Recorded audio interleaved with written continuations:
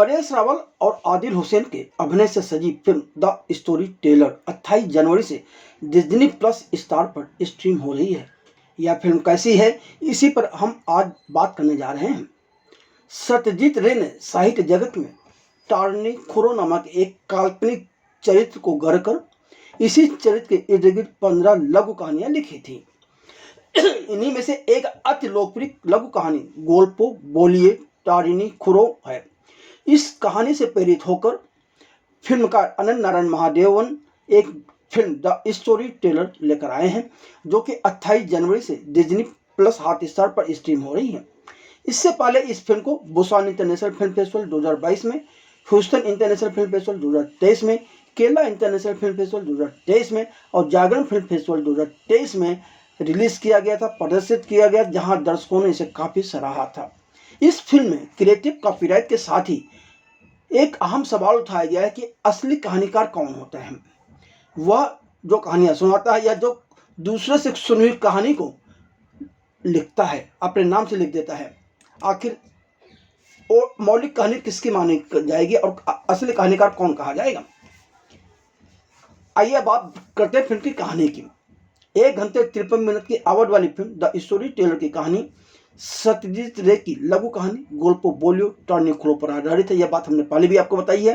कोलकाता में रह रहे टार्नी बंदोपाध्याय इस किरदार को परेश रावल ने निभाया है। को कहानियां सुनाने का शौक है। वह अपने जीवन काल यानी कि 62 साल में 75 नौकरियां बदल चुके हैं, एक जगह टिक नहीं पाए कभी। अंत में अमृत पब्लिशर्स में पूरे 13 साल नौकरी कर वह रिटायर हुए हैं। टार्नी एक सर्वोत्कृष्ट बंगाली हैं और उन्हें रविन्द्रनाथ टैगोर की पुस्तकों के साथ साथ मछली और दुर्गा पूजा से बहुत प्यार है और वह मानते हैं कि महिषासुरमर्दिनी दुर्गा देवी के ही नाम के साथ उनका नाम टार्नी जुड़ा हुआ है। टार्नी जो कहानियां सुनाते हैं उनमें खुद को खो देना बहुत पसंद करते हैं, मगर वह कभी उन कहानियों को कागज पर लिखकर उसे छपवाना कर पैसा नहीं कमा पाए, क्योंकि वह आलोचना से डरते हैं। उन्हें डर है कि अगर उन्होंने कहीं कहानी अपने नाम से लिखकर छपवा दी तो कहानी पढ़कर लोग पता नहीं किस तरह से उनकी आलोचनाएं करेंगे। इस डर की वजह से कभी लिखते नहीं है, लेकिन कहानी सुनाते जरूर रहते हैं।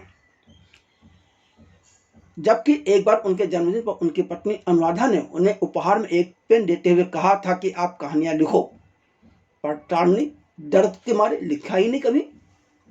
उनका बेटा बहू अब अमेरिका में रह रहा है और वह उन्हें अक्सर अमेरिका बुलाता रहता है, पर टार्नी कलकत्ता छोड़कर कहीं जाना ही नहीं चाहते। पर अचानक उन्हें गुजरात के अहमदाबाद शहर से बहुत मशहूर उद्योगपति और कॉटन के व्यवसायी रतन गोरडिया, जिसे आदिल हुसैन ने निभाया है, की तरफ से नौकरी का ऑफर आता है। रतन गोरडिया चाहते हैं कि कोई उन्हें आकर मौलिक कहानियां सुनाए और इसी काम के लिए वह टार्नी को बुलाते हैं, टार्नी बंदोपाध्याय को बुलाते हैं। उद्योगपति रतन गोरडिया को नींद न आने की बीमारी है और उन्हें लगता है कि उन्हें कोई अच्छी कहानियां सुनाएगा तो वह सो जाएंगे। गोरडिया पूरी तरह से एक विशिष्ट गुजराती व्यवसायी का अवतार है, उसमें कोई कमी आपको नजर नहीं आएगी। उनका व्यक्तित्व, घर के डिजाइन, संख्याओं पर विशेष ध्यान और बहुत महत्वपूर्ण बात यह है कि उनके पास बहुत सारी किताबें हैं पर वह कभी पढ़ते ही नहीं है। टार्नी अहमदाबाद जाकर रतन गोरडिया से मिलते हैं, उन्हें कहानियां सुनाना शुरू करते हैं। उसके बाद कई घटनाक्रम तेजी से बदलते हैं।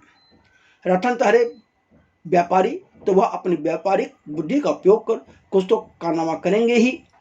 अब रतन को नींद आई या नहीं आई, या टार्नी के साथ कोई खेल होता है, क्या टार्नी बंदोपाध्याय के साथ रतन गोरडिया धोखा करते हैं, इन सारी चीजों को जानने के लिए तो फिल्म द स्टोरी टेलर देखनी ही पड़ेगी। चलिए अब कुछ चर्चा इस बात की करी जाए कि इस फिल्म में क्या अच्छा है और क्या बुरा है, यानी कि इस फिल्म को कितना देखना चाहिए या नहीं देखना चाहिए। तो देखिए क्या है कि इस फिल्म में कॉपीराइट का मुद्दा है और यह मुद्दा पिछले कुछ समय से फिल्म इंडस्ट्री में बहुत गरमाया हुआ है। आए दिन फिल्मकारों पर इसी बात को लेकर मुकदमे भी होते रहते हैं, कहानी किसकी है। जबकि इस अहम मुद्दे पर कई दशक पहले सत्यजीत रे ने एक रोचक लघु कहानी लिखी थी, यानी कि आनंद महादेवन की ये जो फिल्म है यह बहुत ही प्रासंगिक है और सही समय पर आई हुई है। जी हाँ, इसी पर आनंद महादेवन की यह फिल्म काफ़ी कुछ कहा जाती है जिसे समझना और ये लोग समझ जाएं तो उनकी ज़िंदगी सुधर सकती है। पर इस फिल्म की सबसे बड़ी कमजोरी एक है कि वर्तमान समय में बहुत से दर्शकों को बहुत धीमी गति से चलने वाली फिल्म लगेगी, पर जिस तरह की कहानी है उसको गहराई से समझने के लिए यदि इसे तेज गति से भगाया जाता तो शायद मज़ा ना आता। फिल्म कहीं ना कहीं इस बात पर भी रोशनी डालती है कि जीत उसी की होती है जो बिना डरे अपने काम को अंजाम देता रहता है। तारणी कहानी सुनाते हैं मगर लिखने से डरते हैं। इसको लेकर मानवीय और मनोवैज्ञानिक पक्ष को उभारने में फिल्मकार पूरी तरह से मात खा गए हैं। फिल्म जो कहना चाहती है वह अगर दर्शक समझते हैं तो हमने पहले भी कहा कि उनकी ज़िंदगी की तमाम मुश्किलें आसान हो जाएंगी। साहित्यिक कहानियों को पर्दे पर पेश करने में तो अनंत नारायण महादेवन को महारत हासिल है। फिल्म एक सशक्त संदेश देती है कि कहानियाँ अपने आप में जादू का पिटारा नहीं है, मगर कहानीकार उसमें जीवन फूंकता है। वह उसे जिस अंदाज में सुनाता है वही तो कहानी है। रतन व सरस्वती के रिश्तों पर भी यह फिल्म साफ तौर पर कुछ नहीं कह पाती। बहुत कुछ अनकहा रह गया है। कई दृश्यों में रतन का किरदार रहस्यमय लगता है, क्यों पता नहीं। मतलब कहानी सपाट चली तो अचानक उसमें कहीं रहस्य और रोमांच आ जाता है, क्यों कई जगह ये बात समझ में नहीं आती।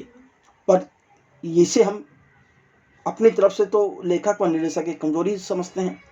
इतना ही नहीं, तारणी और रतन दोनों के किरदार में बदलाव भी आता है, पर इस बदलाव की वजहों पर लेखक और निर्देशक कुछ भी नहीं कह पाए, यह भी उनकी कमजोरी है।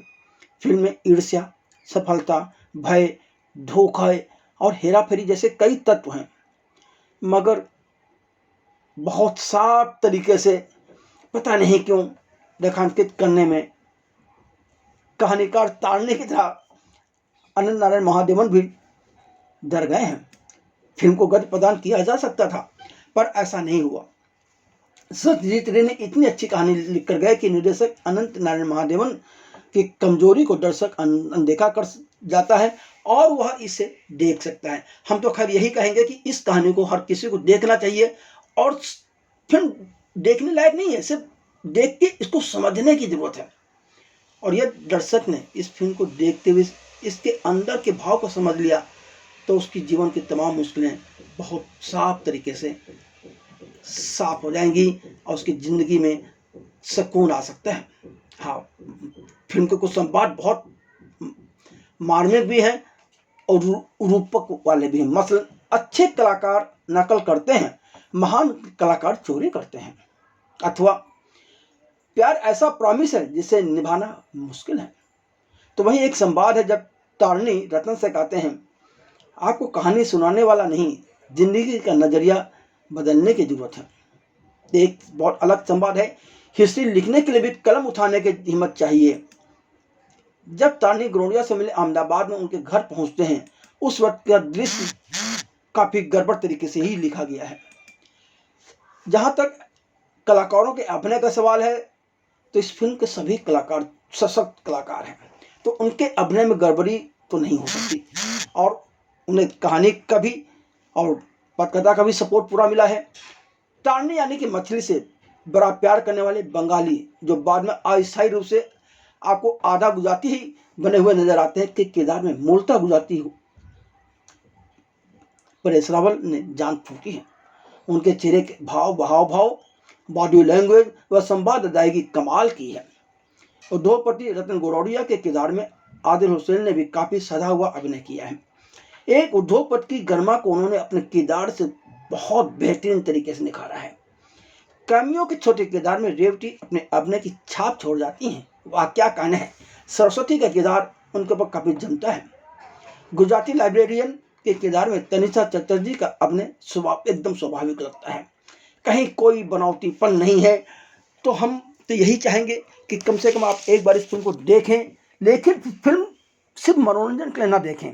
इस फिल्म को ये देखें कि जीवन क्या है और जीवन की कौन सी बात ऐसी है उसमें जो कि आपके जीवन को बदल सकती है, आपके जीवन में सुकून ला सकती है।